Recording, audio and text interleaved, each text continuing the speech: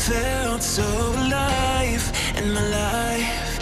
'Cause you make me come to life every time I'm free. I will say it again one more time.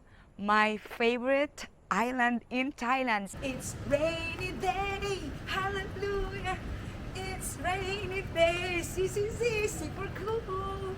Let's take it slow. Where you go, I go too.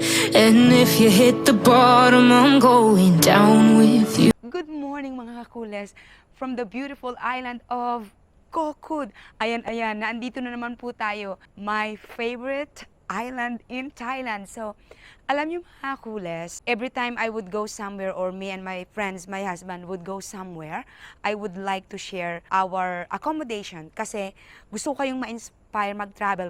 Again, pwede naman kayong mag-travel kahit hindi malaki ang baon yung pera. Kasi usually ako, kaming mag-asawa, we always make it to a point that we do a budget travel. So this is it. National holidays, that's why kacoolest teacher is again out of Bangkok, out of town. I am going to share you our bees. Oh, ang sarap 'di ba? Nature. If you wanna go and live with nature, Koh Kood is the one. So anyway, this is our mini resort, Medee Resort. At gusto kong i-share sa inyo mga kacoolest the look of this resort, the facade, and the amenities.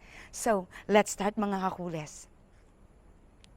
And later, I will also show you because this resort comes with a free breakfast. So, i-share ko yun maya lang mga kacoolest. Right now, it's 7:15 in the morning. Kami ng asawa ko, mahilig kami sa mga industrial looking house or buildings or structures. So, I would say I like the way they did it. Welcome to our humble abode. First off, let's go to this is the bathroom from the door. Ayan. Very basic, but it's cozy and nice. You got free shampoo, of course, there. And a nice sink. And shower cups and cotton buds they have. And of course, a hand wash. Ayan. And tissue. So this is it. I like the way they did this, mga kacoolest. Para siyang cabinet. But it's not. I mean, it's 2-in-1. Cabinet and at the same time. Or I mean, wardrobe and at the same time, a door. So, charan! Ang tanga ko pa, diba? Charan! Oh, if you want to use the bathroom, you can close it like this. And here, this is your mini wardrobe. Ayan. And my umbrella and flashlight. And safe. And 2 drawers over here. And again, here you can put all your stuff or knickknacks that you want, like hats and laptop. Charot, kasi vlogger ako. Charot lang. Dinadala ko na rin ang laptop ngayon pag nagta-travel. I mean, I'm a full-time teacher, by the way, mga kacoolest. How many years? 17 years. I just took advantage kasi meron kaming 5 days holiday, something with Buddhist holiday. So, ayan, yun. Doon lang ako nakakapag-travel vlog. So, usually sa Bangkok, usually nagpo-food vlog ako or buhay Bangkok. And then, as you walk in, there is a, what do you call this size of mirror? Full-size mirror. And at the same time, it's a door. It's actually a connecting room. Connecting room to the kacoolest Buraot Billy Boy from Quezon City. So, eto yung room niya. And then you just close it. But again, you can also lock this door. And this is a mini fridge. It comes again. Ta-ran! And kettle. You got a kettle and 2 cups and tea and coffee and 2 glasses. O, diba? And my hair dryer. Super cool, I would say. Ito, dala na namin yan, mga kacoolest. Snacks. Again, this is a very spacious and long desk. Here, computer table, a vlogger and a teacher like me, charot. And ang maganda dito, mga kacoolest, again, with Wi-Fi, free internet while you are staying. Most of the resorts naman, everywhere in Thailand, I mean, maybe everywhere in the world, They have free Wi-Fi. So kung kayo ay traveler or vlogger at the same time or whatever, ang dami-daming plugs. As in, one over there, one over here, by the sofa. I like the bed, very comfortable. You can see the sofa, mga kules. It fits another one person and it almost serves as a bed. Wala na, si kakules. So, if you are saving or really on a tight budget, I think you can talk to the owner if 3 people can stay and maybe you have to pay an extra, but I think so. You can, because the way they did it, it's like also like a bed for one person. So, or kids. So, kung kayo ay mga kacoolest, 3 kayo, so eto perfect. And of course, TV. O, di ba, may pa-TV pa sila. And then, of course, towels. 2 sets of towels. Nice air-conditioned room. And I like the way they did the ceiling. Very, what do you call that? Organic looking. And you have here nice pillow and throw pillows. And, what do you call this? Deck? Yeah. Yes. This is a sliding door. Ta-da! Boom! You can sit here and relax and chismisan tayo mga kakules here. Ayan. Drink with your friends. Ang saya. By the way, mga kakules, the reason why we couldn't get the beachfront because it's already booked. But don't worry. Literally, our villa or our mini room is actually less than a minute walk to the beach. Ayan o, ayan o. I can hear the waves. Please stay tuned.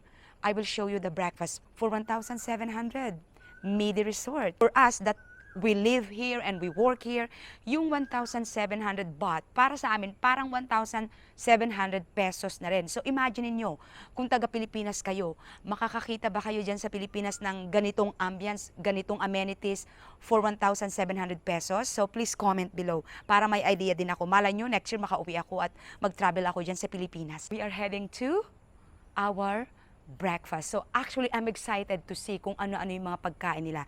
Right now, it's 10 to 8 in the morning. Kaya medyo mahina ang boses ko. Kasi yung iba na mga bisita, tulog pa mga kules. So let us be respectful. Ayan o, narinig ko na yung alon. Ayan o.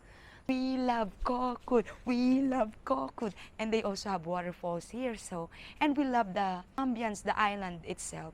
The secludedness and the privacy and the tranquility. That's why we love to come here. So tara, excited na ako. Boom. Ganun talaga maglakad. Boom, boom, boom.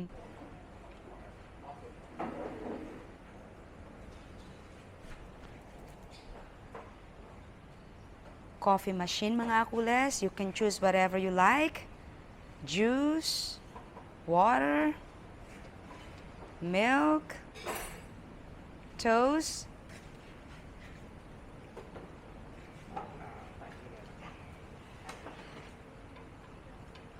They also have cereals. Ayan. Egg station. Veggie for healthy people. Soup. Fried rice.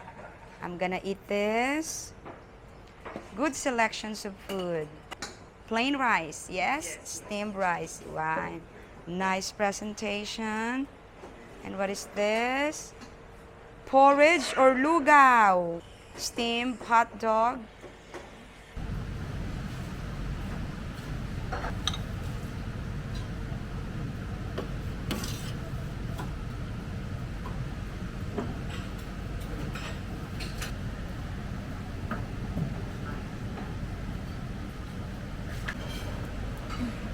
Yun yung dagat.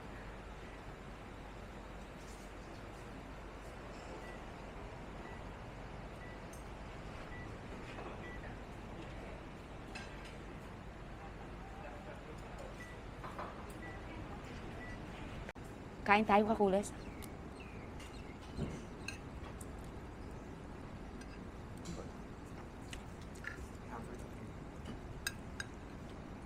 Not bad, not bad.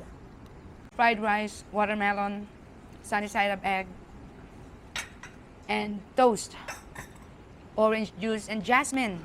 So mga kules, in fairness, Their breakfast menu every day changed a little bit, which is good, right? So they have different kinds of food almost every day. So this is it.